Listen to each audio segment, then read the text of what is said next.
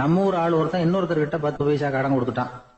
திருப்பி வாங்கறதுக்கு நடையா நடக்கிறான். கடைசியா கேட்டான், நீ எப்பதான் கடனை திருப்பி தர போற, அதை முடிவா சொல்லுன்னா. வர்ற வியாழக்கிழமை கண்டிப்பா கொடுத்துருவேன் அப்படின்னானா அவன். அன்னைக்கு நான் ஊர்ல இருக்க மாட்டேனே அப்படின்னானா இவன். அதனால என்ன, நானும் தான் அன்னைக்கு ஊர்ல இருக்க மாட்டேன் அப்படின்னா. இன்பம் துன்பம் இது ரெண்டும் சேர்ந்ததுதான் வாழ்க்கை. இது எல்லாரும் சொல்லிட்டு இருக்கிற ஒரு உண்மை. அது சரி, இது ரெண்டும் வர்றதுக்கு என்ன காரணம்? துறவி ஒருத்தர் யோசிச்சு பார்த்திருக்காரு. இன்ப துன்பம் தோன்றுவதற்கு முக்கியமா 6 காரணங்கள் உண்டு அப்படிங்கிறார் அவர். அது என்னங்கிறத நாமளும் தெரிஞ்சு வச்சுக்குவோமே. இப்ப முதல் காரணம் சுயநலம். ஒரு தாயார் தன்னுடைய சுயநலம் கருதி தன்னுடைய மகன் இன்பமா இருக்கணும்னு ஆசைப்படுறாங்க. மகனும் அப்படியே ஆசைப்படுறான். அதனால தாயாரின் இன்ப துன்பங்களை பார்த்துட்டு மகனும் இன்ப துன்பம் அடையறான். அந்த அம்மாவுக்கும் அதே நிலைமை தான். 2வது காரணம் உறவு. நான் துறவியான பிறகு கூட உறவுங்கிற காரணத்தினாலதான் தாயாருடைய சுக துக்கங்களை கண்டு நானும் சுக துக்கம் அடைகிறேன். என் தாயாருடைய நிலைமையும் இதுதான் அப்படிங்கிறார் ஒரு துறவி. 3வது காரணம் என்னன்னா அறிமுகம். எனக்கு அறிமுகமான ஒருத்தரை ரயில் நிலையத்தில் சந்திக்கிறேன். அவர் தன்னுடைய பணப்பையை எங்கேயோ தொலைச்சு விட்டு வருத்தப்பட்டு இருக்கிறார். நானும் வருத்தப்படுறேன். அந்த சமயத்துல யாரோ ஒருத்தர் இதுதானே அவங்க பணப்பை அப்படின்னு சொல்லி கொண்டாந்து நீட்டுறார். பணப்பைய தொலைச்சவர் சந்தோஷப்படுறார், நானும் சந்தோஷப்படுறேன். இது அந்த துறவி சொல்ற அனுபவம். 4வது காரணம் என்னன்னா கருணை. எனக்கு முன்னே பின்ன தெரியாத ஒருத்தனை யாரோ ஒருத்தன் அடிச்சு காயப்படுத்தி போடுறான். கருணை காரணமா நான் அதுக்காக துக்கப்படுறேன். 5வது காரணம் எதையும் நம்புறது. ஒரு பசுமாட்டை ஒரு முரணை அடிச்சுட்டு இருக்கிறான் அப்படின்னு ஒருத்தர் நம்மகிட்ட சொல்றாருன்னு வைங்க, உடனே நான் துக்கப்படுறேன். இன்னொருத்தர் அந்த முரணனை போலீஸ்காரங்க புடிச்சிட்டு போயிட்டாங்கன்னு சொல்லி சொல்றாரு, நான் உடனே சந்தோஷப்படுறேன். 3வதா ஒருத்தர் முதல் 2 பேரும் சொன்னது பொய்யுங்கிறார். அப்ப நான் இன்ப துன்பம் ரெண்டுமே இல்லாம நிம்மதியா இருக்கிறேன். இது ஒரு விதம். அடுத்தது 6வது காரணம் என்னன்னா தன்மயமாகுதல். ஒரு நாவல் படிச்சுட்டு இருக்கிறோம், அதுல வர்ற பாத்திரங்களோட நாம ஒன்றி போயிடுறோம். அதுல வர்ற பாத்திரங்கள் சிரிச்சுன்னா நாமளும் சிரிக்கிறோம், அது அழுதுன்னா நாமளும் அழறோம். அதெல்லாம் அந்த துறவி சொல்ற அனுபவ உண்மைகள். இன்ப துன்பம் ரெண்டும் தோன்றுவதற்கு சுயநலம், உறவு, அறிமுகம், கருணை, எதையும் நம்புறது, தன்மயமாகிறது, இதெல்லாம் தான் முக்கிய காரணம் அப்படின்னு அவர் சொல்றார். ஆக கூடி ஒட்டு மொத்தமா யோசனை பண்ணி பார்த்தா பிற பொருள்கள் மீது பற்றுதல் காரணமா தான் நாம இன்ப துன்பம் அடையிறோம் அப்படிங்கறத புரிஞ்சுக்க முடியுது. மனுஷன் இன்ப துன்பம் அடையறதுக்கு 7வது காரணம் கூட ஒண்ணு உண்டு அப்படின்னு சொல்லிட்டே வந்தார் ஒருத்தர். அது என்ன அப்படின்னு கேட்டோம். அதுதான் சார் இந்த நீங்க சொல்லிட்டு வர்ற இன்று ஒரு தகவல்னார். எப்படி சொல்றீங்கன்னு கேட்டோம்.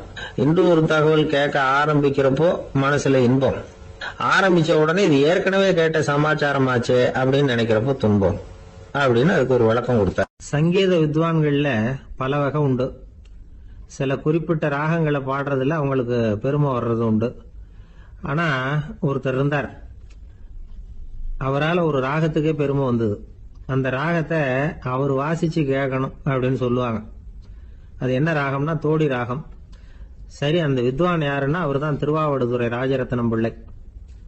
பேராசிரியர் கல்கி ஒரு சமயம் தம்முடைய பத்திரிகையில எழுதினாராம். அதை அப்படியே படிக்கிறேன் கேளுங்களேன்.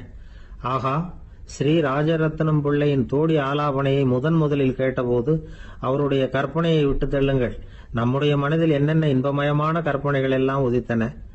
குழந்தை தாயிடம் கொஞ்சம் குரலை கேட்டோம், அன்னை குழந்தையிடம் கொஞ்சம் குரலை கேட்டோம், ரதியும் மன்மதனும் பேசிக்கொண்ட காதல் மொழிகளை கேட்டோம், முருகன் சிவபெருமான் செவிகுளிர மொழிந்த உபதேசத்தை கேட்டோம், கலைமகள் கவிஞனுக்கு அருளிய ஆசி மொழிகளை கேட்டோம், நாரத முனிவருடைய தம்பூரா சுருதியை கேட்டோம், ராவணன் தன் எலும்பை ஒடித்து வீணையாகச் செய்து வாசித்த கானத்தை கேட்டோம், கானப் பறவைகளின் கலகல ஒலியை கேட்டோம், கோல குயில்களின் குரல் இனிமையை கேட்டோம்.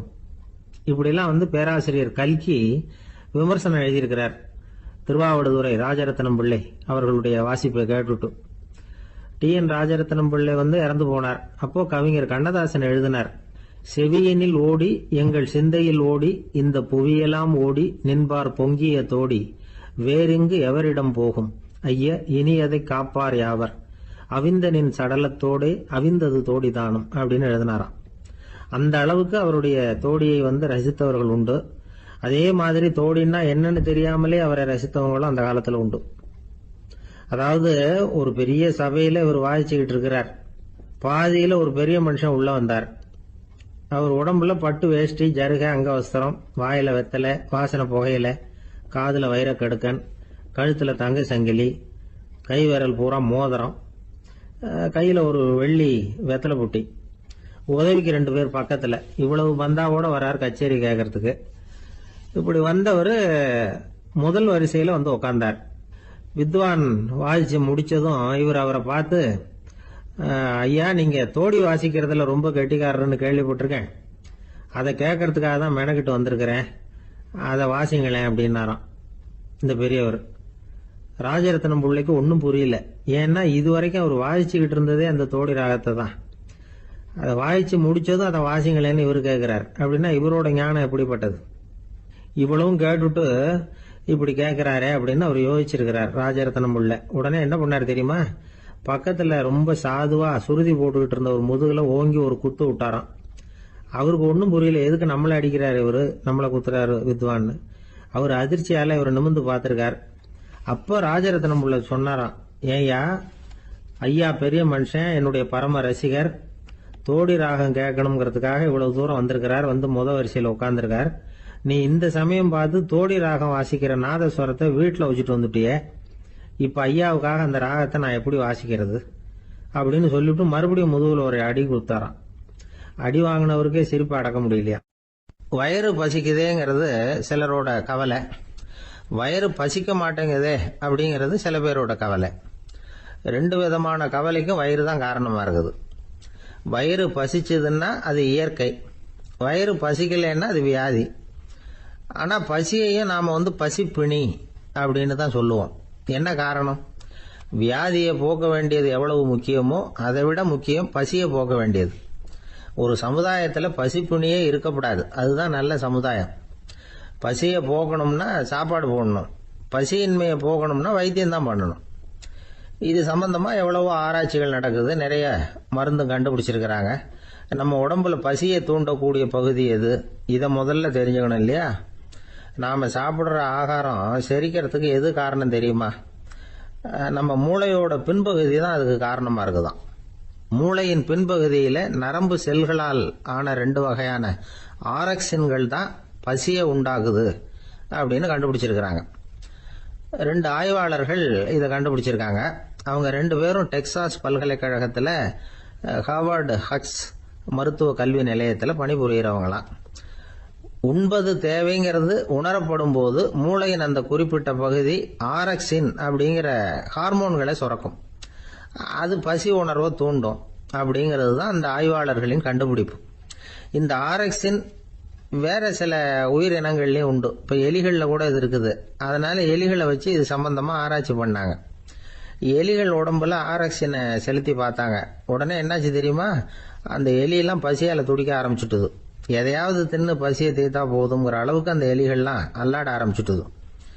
இயல்பா சாதாரணமா அந்த எலிகள் எவ்வளவு சாப்பிடுமோ அது மாதிரி 8 முதல் 10 மடங்கு அதிகமான ஆகாரத்தை 1 மணி நேரத்துக்குள்ள சாப்பிட்டு தீர்த்துட்டு தான். சில எலிகளின் மூளையில இந்த ஆரக்சின் அளவை கட்டுப்படுத்தி பார்த்துருக்குறாங்க. உடனே என்னாச்சு தெரியுமா?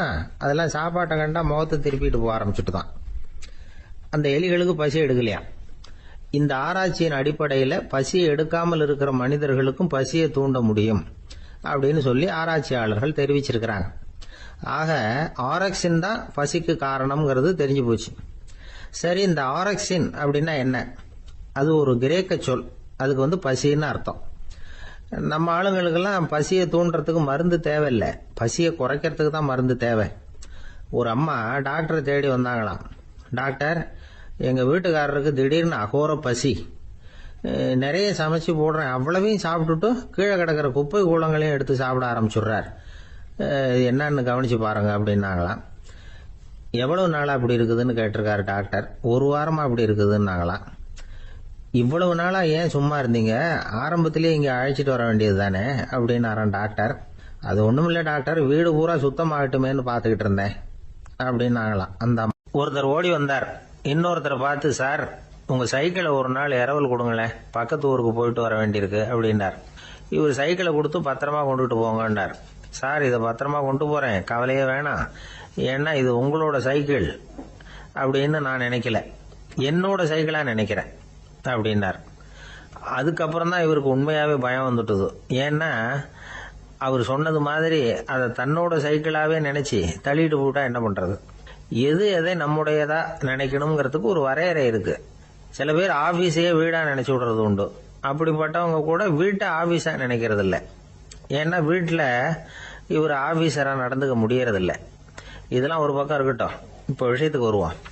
பொறியியல் மேதை டாக்டர் விஸ்வேஸ்வரய்யா இருந்தார் இல்லையா, பாரத ரத்னா விருதெல்லாம் கொடுத்தாங்களே. ஆபீஸ் வேலை வேற, சொந்த வேலை வேற அப்படிங்கிறதுக்கு ஒரு உதாரணமா இருந்தவர் அவர். மைசூர் மகாராஜா கிட்ட திவானா இருந்தார். அவர் ஒரு நாள் அரசாங்க வேலை காரணமா வெளியூர் போயிருந்தார். ஹாசன்கிற ஊருக்கு பக்கத்துல ஒரு பயண மாளிகை, அங்க தங்கிவிட்டார். ராத்திரி அங்க தங்கி இருந்துட்டு விடிஞ்சதும் ஊருக்கு திரும்புறதாக திட்டம். ராத்திரி தூங்குறதுக்கு ரொம்ப நேரம் ஆயிட்டுது. ரொம்ப நேரம் வரைக்கும் அரசாங்க சம்பந்தப்பட்ட வேலைகளையே பார்த்துக்கிட்டு இருக்கிறார். அரசாங்க ஃபைல்கள் நிறைய இருந்தது. அதையெல்லாம் ஒவ்வொன்றா எடுத்தார், படிச்சு பார்த்தார், பரிசீலனை பண்ணார். அதில் எழுத வேண்டியதை எழுதினார், கையெழுத்து போட்டார். ஒரு வழியாக அந்த வேலையெல்லாம் முடிஞ்சுது. அதுக்கப்புறம் என்ன பண்ணார்னா, தன்னுடைய சூட்கேஸை திறந்தார். அதிலிருந்து 2 மெழுகுவத்தியை எடுத்து கொளுத்தி வச்சார். அந்த பயண மாளிகையில் அது வரைக்கும் எரிஞ்சுக்கிட்டு இருந்த மின்சார விளக்குகளை அணைச்சுட்டார். அதுக்கு பிறகு அந்த மெழுகுவத்தி வெளிச்சத்தில் சில புத்தகங்களை தொடர்ந்து படிக்க ஆரம்பிச்சிட்டார். அந்த பயண மாளிகையில் பணியாளராக இருந்தவர் இதை பார்த்துட்டு ஓடி வந்தார். மறுபடியும் மின் விளக்கு போடுறதுக்காக போனார். விஸ்வேஸ்வரய்யா அதை பார்த்துட்டு போட வேணாம்ட்டாராம். இது வரைக்கும் நான் அரசாங்க அலுவல்களை கவனிச்சுக்கிட்டு இருந்தேன், அதனால மின் விளக்குகள் அப்போ எரிஞ்சதில் தப்பு இல்லை. இப்போ நான் புத்தகம் படிச்சுக்கிட்டு இருக்கேன், இது என்னுடைய சொந்த வேலை. இங்க இருக்கிற மின் விளக்கு அதுக்காக ஏன் எரியணும் அப்படின்னு கேட்டாராம். இப்ப இருக்கிற சில அரசு பணியாளர்கள் கிட்ட இந்த சம்பவத்தை பேச்சோட பேச்சா சொல்லி பார்த்தேன். அவங்களால இதை ஜீரணிக்கவே முடியல. நேர்மை தேவைதான் சார், அதுக்காக அவ்வளவு தூரத்துக்கு அது தேவையா அப்படிங்கிறாங்க. விஸ்வேஸ்வரய்யா அப்படி பண்ணினது தான் ஒரு நேர்மையாளர் அப்படின்னு இந்த உலகத்துக்கு நிரூபிக்கணுங்கிறதுக்காக இல்லை. தான் அப்படி நடந்து காட்டினா தன்னை சுத்தி இருக்கிறவங்களும் அதை கேள்விப்படுறவங்களும் முடிஞ்ச அளவுக்கு பொது வாழ்க்கையில, அரசு பணியில நேர்மையை கடைபிடிக்க முயற்சி பண்ணலாமே அப்படிங்கிறதுக்காகத்தான். இப்பவும் சில பேர் இருக்கிறாங்க, இவங்க ஆபீஸ் வேற வீடு வேறன்னு நினைக்கிறது இல்ல, அவ்வளவு உரிமை. ஒருத்தர் அப்படிதான், அவருக்கு அவசரமா 5000 ரூபாய் தேவைப்பட்டது. ஆபீஸ் பணத்தை எடுத்துக்கிட்டார். அந்த நேரம் பார்த்து ஆடிட் வந்துட்டுது. ஆப்பிட்டுக்கிட்டார். விசாரணை நடக்குது. அவர் சொல்றார், சார் நான் நேரம் காலம் பார்க்காம ஆபீஸில் வேலை செய்வேன். ஏன்னா அதை என்னோட ஆபீஸா நினைக்கிறேன். அவசரத்துக்கு அந்த பணத்தை எடுத்தேன், மறுபடியும் வச்சுடலாம்னு தான் இருந்தேன். அதுக்குள்ள இப்படி ஆயிட்டுது. நீங்க என்ன நினைச்சாலும் சரி, நான் ஆபீஸ் வேற வீடு வேற அப்படின்னு நினைக்கிறது இல்லை, அது என்னோட சுபாவம் அப்படின்னார். விசாரணை பண்ணவர் தீர்ப்பு வழங்கினார். உங்க சுபாவத்துக்கு மதிப்பு கொடுத்து நானும் தீர்ப்பு வழங்குறேன். நீங்க கொஞ்ச நாள் ஜெயிலில் இருந்துட்டு வாங்க, அது உங்களுக்கு கஷ்டமா இருக்காதுன்னு நினைக்கிறேன். ஏன்னா அங்க போனாலும் நீங்க உங்க சுபாவப்படி வீடு வேற ஜெயில் வேறன்னு நினைக்க மாட்டீங்க அப்படின்னா.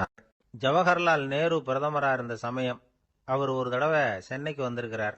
இங்கே சில முக்கிய நிகழ்ச்சிகள்ல கலந்துக்கிறதுக்காக வந்திருந்தார். ஆளுநர் மாளிகையில ஒரு நாள் ராத்திரி தங்கி மறுநாள் புதுடெல்லி புறப்படுறதாக ஏற்பாடு. நிகழ்ச்சியில எல்லாம் முடிச்சுக்கிட்டு ஆளுநர் மாளிகையில தங்கி இருக்கிறார்.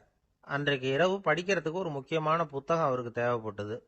அந்த சமயத்துல உலக அளவுல ஒரு முக்கியமான பொருளாதாரம் சம்பந்தமான ஒரு புத்தகம் வெளியாகி இருக்கிற விஷயம் அவருக்கு தெரியும்.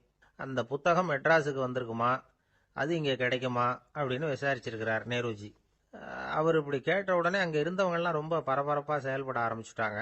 முக்கியமான இடங்கள்ல எல்லாம் விசாரிச்சிருக்கிறாங்க, அந்த புத்தகம் உங்ககிட்ட இருக்கான்னு. சென்னையில் உள்ள கன்னிமாரா நூல் நிலையத்துக்கு எப்படியும் அந்த புத்தகம் வந்திருக்கணும் அப்படின்னு ஒரு நம்பிக்கை. அங்கே விசாரிச்சாங்க. அந்த புத்தகம் 2 நாளைக்கு முன்னாடி தான் அங்கே வந்திருக்குது அப்படிங்கிற விஷயம் தெரிஞ்சுது. உடனே எல்லாரும் அங்கே ஓடினாங்க. அவங்களுக்கு இன்னொரு சந்தேகம், புத்தகம் வந்திருக்கு சரி, அது இந்த சமயத்தில் வேற யாரும் படிக்கிறதுக்கு எடுத்துட்டு போயிருக்கக்கூடாதே அப்படிங்கிற சந்தேகம் இருந்தாலும் மனசுக்குள்ள ஒரு தைரியம். இப்படி ஒரு புத்தகம் வெளிவந்திருக்கிற விஷயமே நேருஜி சொல்லி தான் நமக்கே தெரியும். அதுவும் இல்லாம உலக பொருளாதாரம் சம்பந்தமான ஏதோ ஒரு புத்தகம் அது. அதை போய் இந்த நேரத்தில் அவ்வளவு ஆர்வமா யாரும் எடுத்துட்டு போயிட போறாங்க அப்படிங்கிற தைரியம். இந்த தைரியத்தோட அந்த நூல் நிலையத்துக்கு ஓடினாங்க. புத்தகத்தை தேடுனா அது கிடைக்கல, யாரோ எடுத்துட்டு போயிருக்கிறாங்க. நேருவுக்கு மட்டுமே தெரிஞ்சிருந்த அந்த புத்தகம் பத்தின விஷயம் சென்னையில வேற ஒருத்தருக்கும் தெரிஞ்சிருக்குது. உடனே எல்லாரும் பரபரப்பா அந்த அதுக்குன்னு இருக்கிற ரிஜிஸ்டர் இருக்குல்ல, பதிவேடு, அதை புரட்டி பார்க்கறாங்க யார் எடுத்துட்டு போறாங்கன்னு தெரிஞ்சுக்கிறதுக்காக. எடுத்துட்டு போனவங்க அதுல கையெழுத்து போட்டிருப்பாங்கல்ல, அதை பார்த்து யாருன்னு தெரிஞ்சுக்கலாம் அப்படிங்கிறதுக்காக தான் அதை புரட்டுறாங்க. அதோ அந்த புத்தகத்தோட பேரு பக்கத்துல அதை எடுத்துக்கிட்டு போனவங்க கையெழுத்து உத்து பார்க்கறாங்க எல்லாரும். அதுல போட்டிருக்குது பேரு CN அண்ணாதுரை அப்படின்னு எழுதியிருந்தது. அவர் தான் பேரறிஞர் அண்ணா. நேரு படிக்க விரும்பின ஒரு புத்தகத்தை அதே நேரம் படிக்க விரும்பின இன்னொரு தலைவர் இவர். படிக்கிறதுல அவருக்கு இருந்த ஆர்வத்தை நாம தெரிஞ்சுக்கணும்னா அதுக்கு எவ்வளவோ சம்பவங்கள் இருக்கு. கடைசி காலத்துல அவர் அடையாறு மருத்துவமனையில படுத்திருக்கிறார். அவருக்கு ஒரு முக்கியமான அறுவை சிகிச்சை செய்ய வேண்டியிருக்குது அவசரமா. அமெரிக்காவிலிருந்து டாக்டர் மில்லர் வந்திருக்கிறார். அவர்கிட்ட கேட்கிறார், டாக்டர் நாளைக்கே அறுவை சிகிச்சை செய்ய போறீங்களா அப்படின்னு. ஆமாங்கிறார் டாக்டர் மில்லர். நாளைக்கு மறுநாள் செஞ்சுக்கிறேனே அப்படின்னாராம் அண்ணா. ஏன் ஏதாவது நாள் பார்க்குறீங்களான்னு கேட்டிருக்கார். இல்லை, ஒரு புத்தகத்தை படிச்சுக்கிட்டு இருக்கிறேன், அதை நாளைக்குள்ள முடிச்சிருவேன், அதுக்கப்புறம் நான் இறந்தாலும் கவலை இல்லை அப்படின்னாராம் இவர். அவர் தான் அறிஞர் அண்ணா. சங்ககால நூல்கள்லேருந்து சமீபத்தில் வந்த நூல்கள் வரைக்கும் எல்லாம் அவர் படிச்சிருக்கிறார். ஒரு திருமண விழாவில் அவர் பேசும்பொழுது சொன்ன விஷயம் இது. சங்க காலத்தில் காதலியை மணக்க விரும்புகிறவனுக்கு அவனுடைய தந்தை வீர சோதனைகள்லாம் வைப்பாரு. போய் புலிப்பல்லு கொண்டுகிட்டு வா, அப்போதான் என் பொண்ணை கொடுப்பேன் அப்படின்னு சொல்லுவார். காதலன் உடனே காட்டுக்கு போவான், ஒரு புலியை கொன்று அதனுடைய பல்லை கொண்டுகிட்டு வருவான். அதை வீர பதக்கத்தில் பதிச்சு அவனுக்கு மாமனார் சூட்டுவார் கல்யாண சமயத்தில். இப்போலாம் காதலன் கிட்ட அப்படி சொல்ல முடியாது. இப்போலாம் காதலன் கிட்ட காட்டுக்கு போய் புலிப்பல்லு கொண்டுகிட்டு வான்னு யாராவது சொன்னா புலிதான் மாப்பிள்ளையா வந்து சேரும் அப்படின்னார். வங்க நாவலாசிரியர் சரத் சந்திரர் ஒரு நண்பர் அவர்கிட்ட வந்தார். வழக்கமா எல்லா எழுத்தாளர்கள்கிட்டையும் கேட்கிற ஒரு கேள்வியை கேட்டார். நீங்க எழுத்துத்துறைக்கு வந்தது எப்படி? இதுதான் கேள்வி. அதை தெரிஞ்சு என்ன பிரயோஜனம்னார் சரத் சந்திரர். சும்மா சொல்லுங்களேன், தெரிஞ்சுக்கிறேன் அப்படின்னார் வந்தவர். சரி சொல்றேன்னு ஆரம்பிச்சார். நான் ரங்கூன்ல வேலை பார்த்துக்கிட்டு இருந்தேன். சம்பளம் பத்தல. வேலையும் பார்த்துக்கிட்டு ஒரு பலசரக்கு கடை வைக்கலாம்னு நினைச்சேன். என்னால் மளிகை கடை வச்சு சரியா நடத்த முடியுமாங்கிற சந்தேகம் என் மனைவிக்கு. அதை சோதனை பண்ணி பார்க்கணுங்கிறதுக்காக சில பொருள்களின் அளவு, அதோட விலை, இப்படி சிலதை சொல்லி எல்லாத்தையும் மனக்கணக்காக கூட்டி போட சொன்னாங்க. என்னால் சரியாக கூட்டி சொல்ல முடியல. உங்களால் மளிகை கடை நடத்த முடியாதுன்னு சொல்லிவிட்டாங்க. உடனே என்ன பண்ணுறது, வேற வழி இல்லை, கதை எழுத ஆரம்பிச்சிட்டேன் அப்படின்னார். கேட்டவருக்கு சிரிப்பு வந்துட்டு தான். சரத் சந்திரர் ஒரு பக்கம் சீரியஸான நாவல்கள், சிறுகதைகள் எழுதியிருந்தாலும் அவருடைய இன்னொரு பக்கம் வேற விதம். நண்பர்கள் கிட்ட பேசும்பொழுதும் சரி, அவர்களுக்கு கடிதங்கள் எழுதும் போதும் சரி, கேலியும் கிண்டலும் நகைச்சுவை உணர்வும் அதிகமாக இருக்கும். காந்திஜி ஒரு சமயம் கல்கத்தாவுக்கு வந்திருந்தார். தேசபக்தர்கள் பல பேர் அவர்கிட்ட பேசிக்கிட்டு இருந்தாங்க. அப்போ சரத் சந்திரரும் அங்க இருந்தார். கிரண் சங்கர் ராய் அப்படிங்கிறவரும் அங்க இருந்தார். அவர் சொன்னாராம், காந்திஜியோட பழகிய முதல் வங்காளி நான் தான்.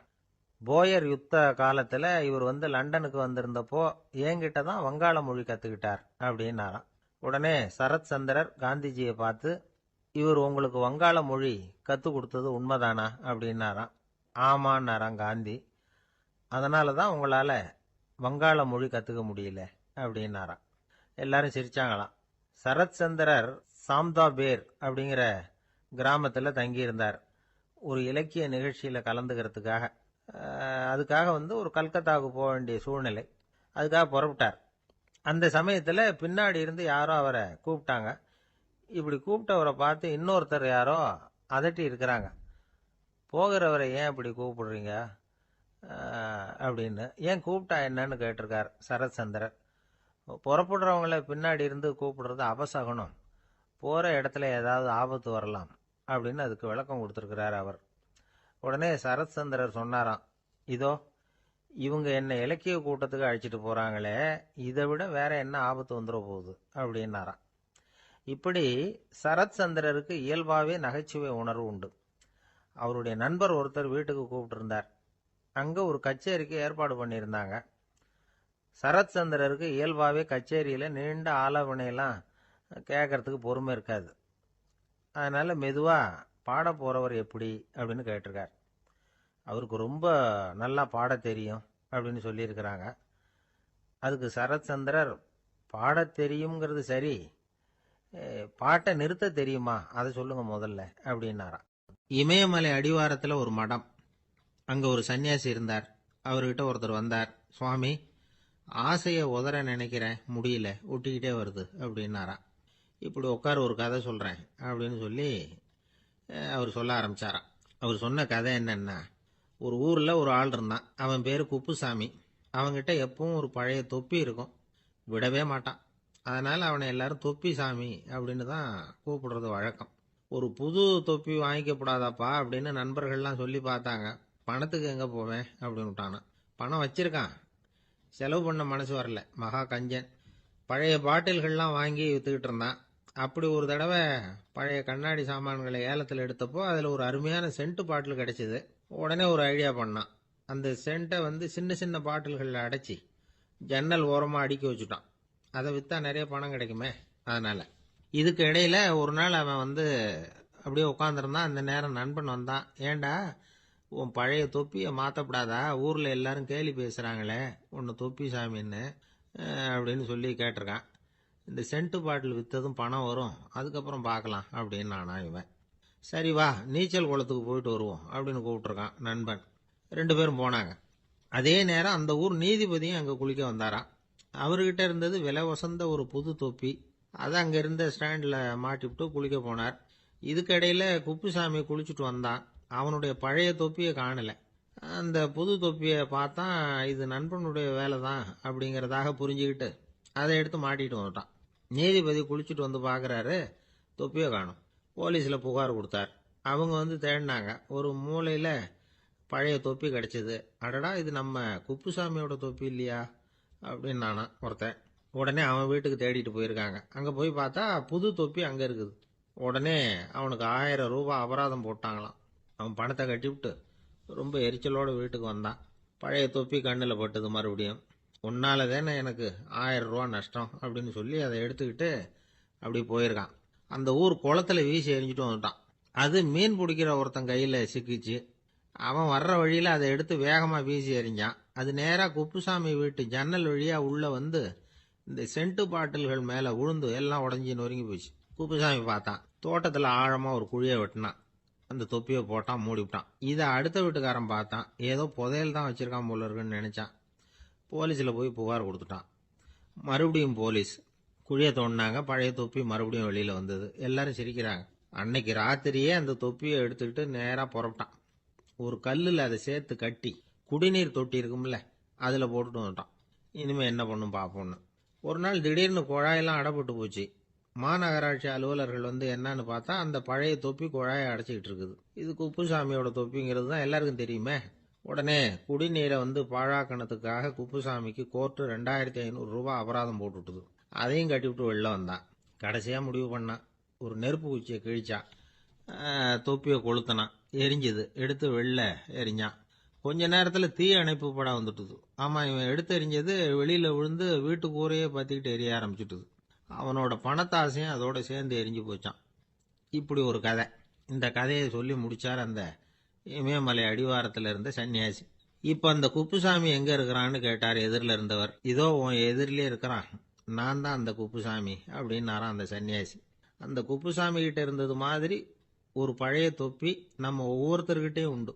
அதை எப்படி தொலைக்கிறதுன்னு தெரியாமல் தடுமாறிக்கிட்டு இருக்கிறோம். அது என்ன தொப்பிங்கிறீங்களா? அதுதான் நம்மை சூழ்ந்திருக்கிற மாயை அப்படிங்கிறார் சுவாமி சின்மயானந்தர். மெய்ஞானம் கிடைக்கிறப்போ மாயை எரிஞ்சு போகும் அப்படிங்கிறது அவருடைய கருத்து. நம்மால் ஒருத்தர் வேகமாக ஓடி வந்தார். காலில் மாட்டியிருந்த பழைய செருப்பு 2ஐயும் ஆவேசமாக தூக்கி ஒரு கிணத்துல போட்டுட்டு வெறுங்காலோட நடந்து வந்துகிட்டு இருக்கிறார். ஏன் அப்படி பண்ணீங்க அப்படின்னு கேட்டோம். அந்த செருப்புக்கு சொந்தக்காரன் பின்னாடி வந்துகிட்டு இருக்கிறான், அதனால அப்படி பண்ணேன் அப்படிங்கிறார் இவர். ஒரு நண்பர் இருக்கார். எப்போ பார்த்தாலும் கையில் ஒரு புத்தகம் இருக்கும். புத்தகம் இல்லாமல் எங்கேயும் புறப்பட மாட்டார். எதுக்காக இப்படி எடுத்துகிட்டு போகிறீங்க அப்படின்னு கேட்டால், எனக்கு இது ஒரு நல்ல நண்பன் மாதிரி. இந்த காலத்தில் எங்கே போனாலும் காத்திருக்க வேண்டியிருக்கு. அது மாதிரி சமயத்தில் நான் நண்பன் கூட பேசிக்கிட்டு இருப்பேன் அப்படிம்பாரான். ஒருத்தர் ஒரு பெரிய அரச பதவியில் இருந்தார்.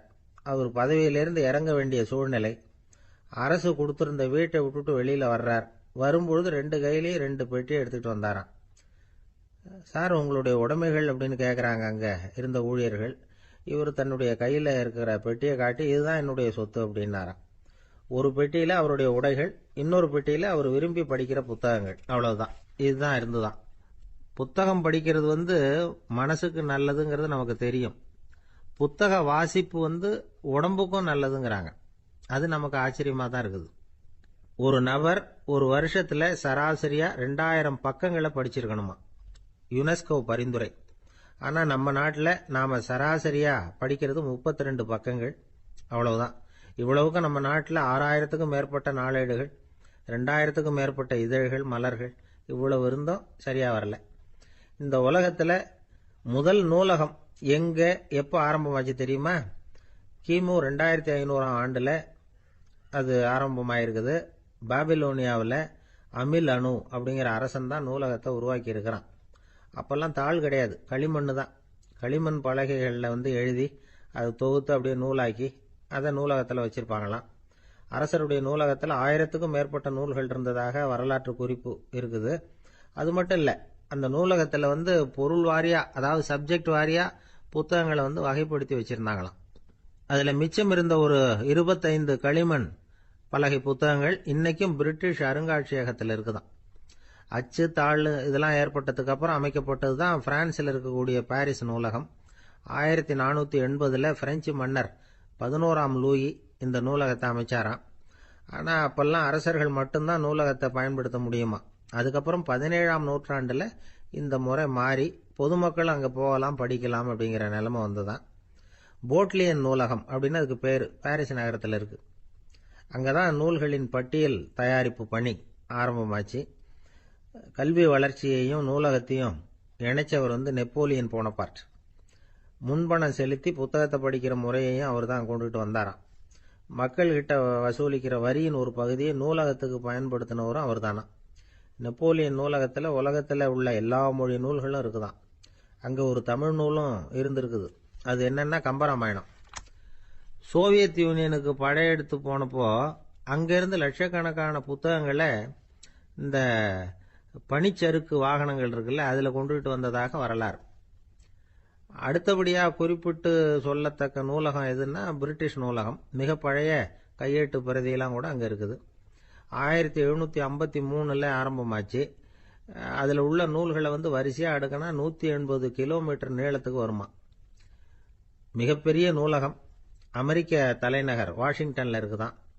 இந்தியாவை பொறுத்த வரைக்கும் பெரிய பழைய நூலகம் எதுன்னா கல்கத்தா நூலகம். எல்லா இந்திய மொழி நூல்களும் இங்கே உண்டு. மகாகவி பாரதியார் நடத்தின இந்தியாங்கிற இதழின் எல்லா பிரதிகளும் அங்கே பாதுகாப்பாக இருக்குது. படிக்கும் பழக்கம் இங்கே வளர வேண்டியிருக்குது. ஒருத்தர்கிட்ட ஒரு புஸ்தகத்தை கொடுத்து விமர்சனம் எழுத சொல்லியிருந்தாங்க. கொஞ்ச நாள் கழிச்சு அவரை போய் பார்த்து, என்னங்க புஸ்தகத்தை படிச்சு பார்த்தீங்களா அப்படி. இந்த உலகத்துல மனுஷன் எவ்வளவோ தவறுகள் செய்யறான். அதுக்கெல்லாம் என்ன காரணம்? அதை பத்தின ஆராய்ச்சி தான் இன்னைக்கு. இதுக்கு ஆராய்ச்சி என்னத்துக்கு? அது தெரிஞ்ச விஷயம் தானே அப்படின்னு நீங்க நினைக்கலாம். ஆனா அப்படி அலட்சியமா இந்த விஷயத்தை விட்டுறக்கூடாது. பொதுவா எல்லோரும் நினைக்கலாம், எது சரி எது தவறு அப்படின்னு தெரியாததுனால தான் மனுஷன் தப்பு பண்றான் அப்படின்னு. ஆனா அப்படி சொல்லிட முடியாது.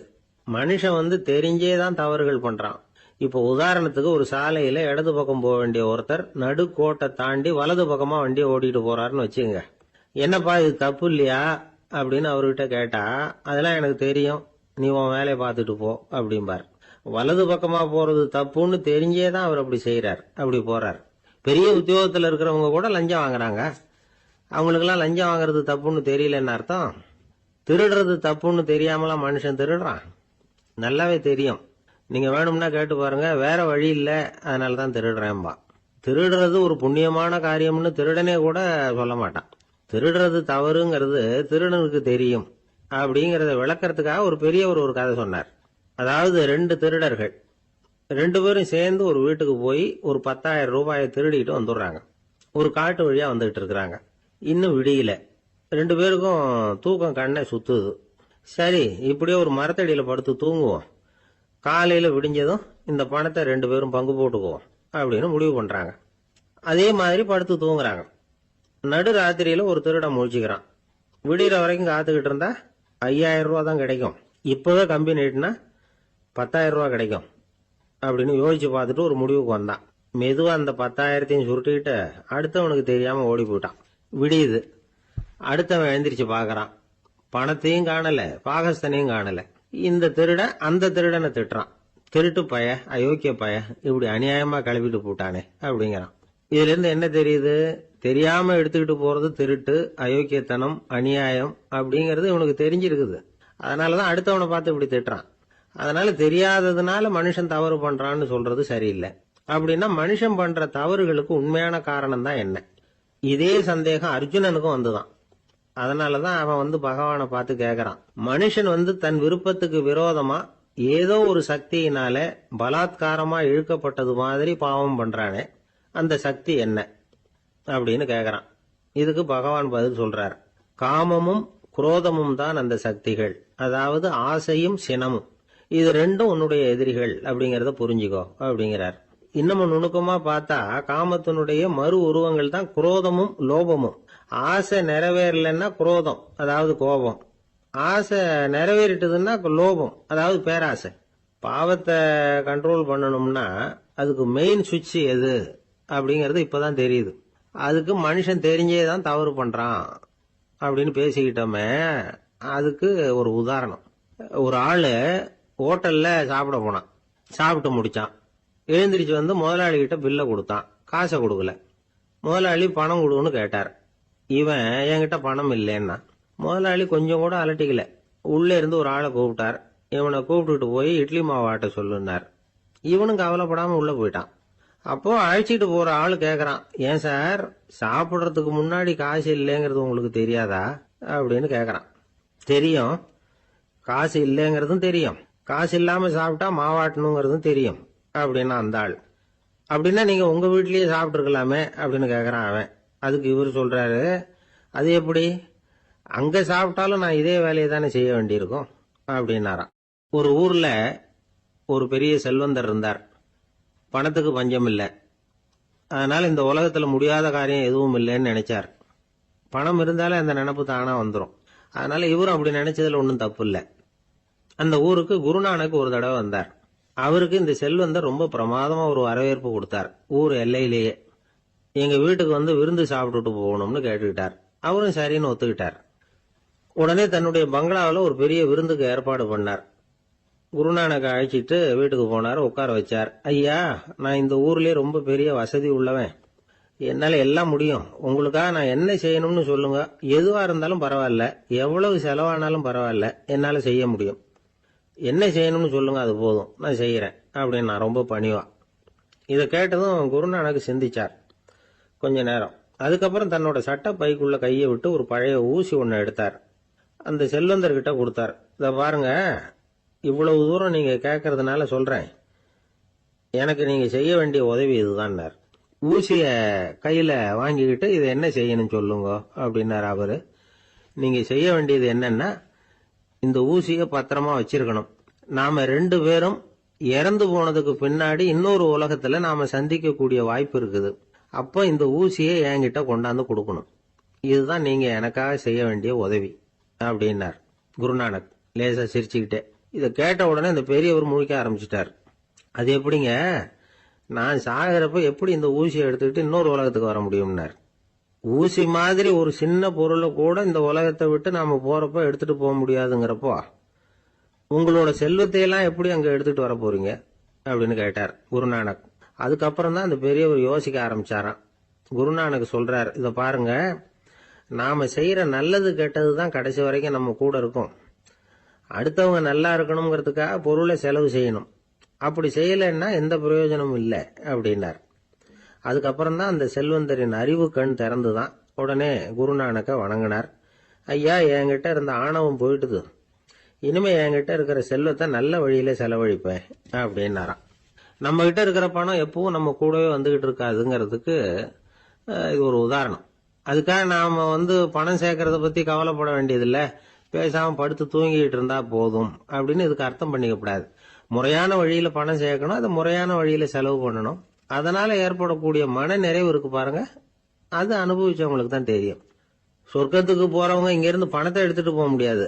ஆனா நம்ம செல்வத்தை இங்க மத்தவங்களுக்கு பயன்பட செய்யுது, அதனால ஏற்படுற புண்ணியம் இருக்கு பாருங்க, அதை எடுத்துட்டு போக முடியுமா. இதுதான் ஆன்மீகவாதிகள்லாம் சொல்ற கருத்து. ஜான் நியூட்டன் ஒருத்தர், அவரு சொன்னார், நான் எப்பவாவது சொர்க்கத்துக்கு போய் சேர்ந்தேன்னா அங்க 3 அதிசயங்களை பார்ப்பேன்னார். என்னன்னு கேட்டாங்க. நான் யார் யாரு இருக்க மாட்டாங்கன்னு நினைச்சுக்கிட்டு இருந்தானோ அவங்கள சில பேர் அங்க இருப்பாங்க, அது ஒரு பெரிய அதிசயம்னார். சரி, அடுத்தது என்ன? 2வது அதிசயம் என்னன்னா, அங்க இருப்பாங்கன்னு நான் எதிர்பார்த்த சில பேர் அங்க இருக்க மாட்டாங்க அப்படின்னார். சரி, 3வது பெரிய ஆச்சரியம் என்ன அப்படின்னா, நான் அங்க இருக்க பாருங்க, அதுதான் அந்த 3வது அதிசயம் அப்படின்னாராம். சில பேரை இப்படி சொல்றது உண்டு, அடுத்தவங்களை அனுசரிச்சு நடந்துக்க தெரியல, அவன் என்ன சார் மனுஷன் அப்படிம்பாங்க. சக மனிதர்களோட எப்படி பழகிறது அப்படின்னு தெரியாததுனாலேயே பல பேர் இன்னைக்கு சங்கடப்பட்டுக்கிட்டு இருக்கிறாங்க. வசதி வாய்ப்பெல்லாம் சரியா இருக்கும், ஆனா வாழ்க்கை சரியா இருக்காது. இன்னொருத்தர்கிட்ட எப்படி பேசுறது பழகிறதுங்கிறது தெரியாததுனால தான் இந்த அவஸ்தை. சரி, இந்த அவஸ்தை இல்லாம வாழறது எப்படி? இதுக்கு அனுபவசாலிகள் சில வழிமுறைகளை சொல்றாங்க. அதெல்லாம் என்னென்னங்கிறத இப்ப தெரிஞ்சுக்குவோம். முதல்ல நம்ம நாக்கு நம்ம கண்ட்ரோல்ல இருக்கணும். வார்த்தைகளை கொட்டிவிட்டு அதுக்கப்புறம் அள்ள முடியாம கடந்து கஷ்டப்படக்கூடாது. எப்படி பேசுறோங்கிறதும் முக்கியம், பேசுறப்ப எப்படி முகத்தை வச்சிருக்கிறோங்கிறதும் முக்கியம். அன்பா பேசினாலும் நல்லா இருக்கும், அப்படி பேசுறப்ப ஆதரவா அவர் தோள் மேல ஒரு கையை போட்டுக்கிட்டு பேசினா இன்னமும் நல்லா இருக்கும். 2வது விஷயம், இன்னொருத்தர்கிட்ட பேசுறப்ப வாக்குறுதிகளை அள்ளி வீசக்கூடாது. கொடுக்கற வாக்குறுதி குறைச்சலா இருக்கணும். அப்படி கொடுத்த வாக்குறுதியை கண்டிப்பா நிறைவேற்றணும். நாம ஒருத்தரை பாராட்டுறோம் அல்லது அவரை பத்தி அபிப்பிராயம் சொல்றோம்னா அது ஆக்கப்பூர்வமா இருக்கணும். நம்ம பாராட்டு அல்லது விமர்சனம் அடுத்தவருடைய முன்னேற்றத்துக்கு உதவுறது மாதிரி இருக்கணும். நாம சொல்றதை கேட்டுட்டு அவன் தலையில கையை வச்சுட்டு உட்காந்துடக்கூடாது. எப்பவும் உற்சாகமா இருக்கணும், முகம் மலர்ச்சியா இருக்கணும். மனுஷன் இருந்தா வருத்தம், கவலை, ஏமாற்றம் எல்லாம் இருக்கதான் செய்யும், அதெல்லாம் மனசுல இருக்கட்டும். அந்த வருத்தமும் கவலையும் ஏமாற்றமும் சேர்ந்துகிட்டு நம்ம முகத்துல இருக்கிற மலர்ச்சியை மூடி மறைக்கிறதுக்கு நாம இடம் கொடுத்துடக்கூடாது. எந்த விஷயத்தை பத்தி யாருகிட்ட பேசினாலும் வெளிப்படையா பேசணும், திறந்த மனசோட பேசணும். மூடி மறைச்சி முன்னு மூழ்கிட்டு இருக்கக்கூடாது. இன்னொருத்தர்கிட்ட பேசுறப்போ விவாதம் பண்ணுங்க, அது தப்பு இல்லை, ஆனா வாதாடிக்கிட்டு இருக்கக்கூடாது. அதாவது என்ன சொல்றாங்கன்னா, டிஸ்கஸ் பண்ணலாம், ஆர்கியூ பண்ணக்கூடாதான். நம்ம கிட்ட இருக்கிற நல்ல குணங்களை நாம எடுத்து சொல்லிட்டு இருக்கக்கூடாது, அந்த நல்ல குணங்களே நம்மளை பத்தி எடுத்து சொல்லணும், அது மாதிரி நடந்துக்கணும். அதே மாதிரி அடுத்தவங்க கிட்ட உள்ள கெட்ட குணங்களை பத்தி அவசியம் இல்லாம நாம பேச வேண்டியதில்லை. உங்களை பத்தி யாராவது தப்பா பேசுறாங்களா, அப்படி அவங்க பேசுறதுல உண்மை இல்லையா அப்படின்னா அதை நீங்க பொருட்படுத்த வேண்டியதில்லை, விட்டுடலாம், அது தானா போயிடும். ஒரு 4-5 பேரோட பேசிக்கிட்டு இருந்தீங்கன்னா எல்லாருக்கும் முக்கியத்துவம் கொடுங்க, யாரையும் அலட்சியப்படுத்தாதீங்க. தமாஷா பேசலாம், ஆனா உங்க தமாஷ் அடுத்தவங்களை கேலி பண்றதா இருக்கக்கூடாது.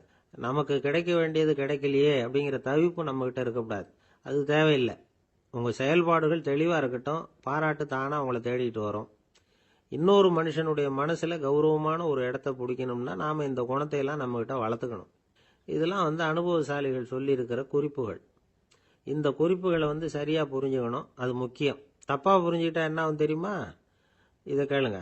ஒருத்தர் வந்தார், சார் அடுத்தவங்க தோள் மேல கையை போட்டுக்கிட்டு அன்பா பேசணும்னு சொன்னீங்க, அப்படிதான் பேசினேன், அவரு முதுக கூட தட்டி கொடுத்தேன், என் வேலை போயிட்டுது சார், வீட்டுக்கு அனுப்பிச்சுட்டாங்க அப்படின்னார். யாருக்கிட்ட அப்படி பேசுனீங்கன்னு கேட்டோம். என் முதலாளிகிட்ட சார் அப்படிங்கிறார் ரொம்ப சோகமா. ஒரு மாணவனை பார்த்தேன், என்ன தம்பி படிப்புலாம் எப்படி இருக்குது அப்படின்னு விசாரிச்சேன். அவன் ரொம்ப அழுத்துக்கிட்டான். நான் நல்லா தான் சார் படிக்கிறேன், இருந்தாலும் புத்தியில சரியா ஏற மாட்டேங்குது சார் அப்படின்னா. சரி, இவனு நம்ம ரகம்தான் அப்படின்னு சொல்லி முடிவு பண்ணிட்டோம். கல்வி கற்கக்கூடிய ஒரு மாணவன் சம்பந்தப்படுற புத்திகள் பல வகை. அதை பத்தி ஒரு பெரியவர் விளக்கி இருக்கிறார்.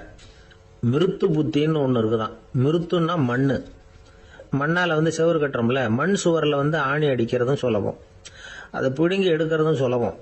அது மாதிரி சில பேர் குரு சொல்லி கொடுக்கறத சுலபமா கேட்டு தெரிஞ்சு வச்சுக்குவாங்க, கொஞ்ச நேரத்துல சுலபமா மறந்தும் போயிடுவாங்க. இது மிருத்து புத்தின்னு பேரு, மண் புத்தி. தாரு புத்தின்னு ஒண்ணு உண்டான். தாருன்னா மரம், அதுல பச்சை மரத்துல ஆணி அடிக்கிறது சுலபம், ஆனா அது எடுக்கிறது கஷ்டம். அது மாதிரி ஆசிரியர்கிட்ட இருந்து கேட்டதை கவனமா மனசுல பதிய வச்சுக்கிட்டு அதை மறக்காம இருக்கிறது தாரு புத்தி. பட்டை மரமா இருந்தா அதுல ஆணி அடிக்கிறதும் கஷ்டம், அடிக்கிற ஆணியும் சீக்கிரம் நழுவிடும், அது மாதிரி கேட்குற விஷயம் மனசுல பதியறதும் கஷ்டம். அப்படியே பதிஞ்சாலும் அது நீடிச்சு இருக்கிறதும் கஷ்டம். கொஞ்ச காலத்துல மறந்துடும். இன்னொரு வகை புத்தி ஒன்று உண்டு. அதுக்கு பேர் சிலா புத்தின்னு பேர். சிலான்னா கல்லு. ஒரு கருங்கல்லுல 4 துளைய போட்டு ஒரு துளையில உளிய வச்சு அடிச்சா மற்ற துளை வழியாவும் பிளந்து கல்லு 2 ஆயிடும். அது மாதிரி சந்தியான இடங்கள்ல குறிப்பா ஒரு பொருளை சொன்னா அதை வச்சுக்கிட்டு மற்றதையும் தெரிஞ்சுக்கிறது, அது சிலா புத்தின்னு பேர். வேணு புத்தின்னா என்ன தெரியுமா? வேணுன்னா மூங்கில். மூங்கில் கணுவுல ஒரு பக்கம் உளிய வச்சு அடிச்சா 2 பக்கமும் பிளந்துரும். அது மாதிரி ஒரு செய்தியை கேட்டுக்கிட்டு இருக்கிறப்பவே அதோட முன்பின் தொடர்களையும் தெரிஞ்சுக்கணும், அது வேணு புத்தி. தைல புத்தின்னு ஒன்று உண்டு. தைலம்ங்கிறது எண்ணெய். தண்ணியில ஒரு துளி எண்ணெயை விட்டா அது தண்ணி பூரா பரவி போடுதுல்ல. அது இப்படி பரவுறது மாதிரி ஆசிரியர் சுருக்கமா ஒரு கருத்தை சொன்னா அதை வச்சுக்கிட்டு பூரா விஷயங்களையும் தெரிஞ்சுக்கணும், அது தைல புத்தி. கற்பூர புத்தின்னு ஒன்று கேள்விப்பட்டிருக்கோம். அது எப்படின்னா, கற்பூரம் தீ பட்ட உடனே பிடிச்சிக்கும். ஆசிரியர் சொன்ன உடனே நுண்ணறிவோட பாடங்களை புரிஞ்சுக்கிறது இந்த வகை புத்தி. கரி புத்தின்னு ஒன்று. அது எப்படின்னா, கரியில நெருப்பை வச்சு விசிறிய பிறகு அதுக்கப்புறம் அது கறி நெருப்பாகும். அது மாதிரி காலம்பரை சாயந்தர வேலைகளில் ஆசிரியர் பாடம் சொல்லி கொடுப்பார். அதை கொண்டு புரிஞ்சுக்கிறது இந்த வகை. கதலித்தண்டு புத்தின்னு ஒன்று சொல்லுவாங்க. கதலிங்கிறது வாழை மரம். வாழைத்தண்டுல தீ வைக்கிறது எவ்வளவு சிரமமோ அவ்வளவு சிரமத்தோட கல்வி கற்கிறது கதலித்தண்டு புத்தி. இதை தவிர இன்னும் சில வகையான மாணவர்களை கூட அடையாளம் காட்டுறாங்க ஆசிரியர்.